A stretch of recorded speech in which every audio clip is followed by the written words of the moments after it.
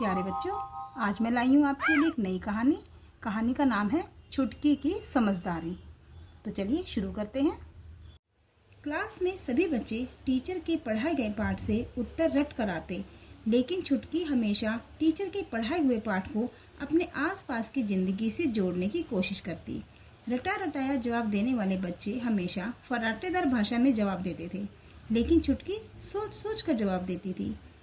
उसके उदाहरणों पर कई बार क्लास के बच्चे उसका मजाक भी उड़ाते थे। एक दिन टीचर ने सरप्राइज टेस्ट लिया और कहा कि जल्दी से दुनिया के 7 आश्चर्य लिख डालिए। सभी बच्चे जल्दी जल्दी उत्तर लिखने लगे। छुटकी भी धीरे धीरे सोच सोच कर अपना उत्तर लिखने लगी।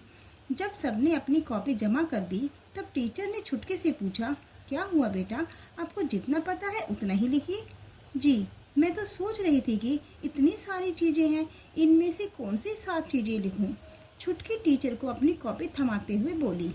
टीचर ने सबकी कॉपियाँ जोर जोर से पढ़नी शुरू की। ज़्यादातर विद्यार्थियों ने अपने उत्तर सही दिए थे।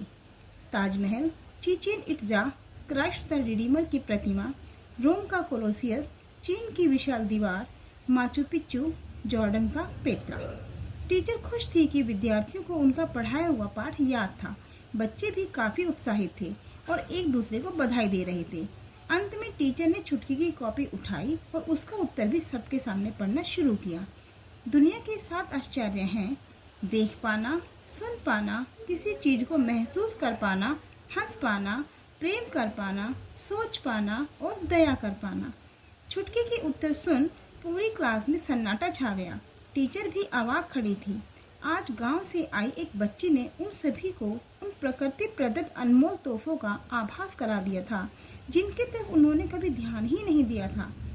अब आप विचार करके बताइए, क्या छुटके द्वारा बताए गए आश्चर्य आपके जीवन में महत्वपूर्ण स्थान रखते हैं? तो कैसी लगी कहानी आपको? कमेंट सेक्शन में ज़रूर बताएं।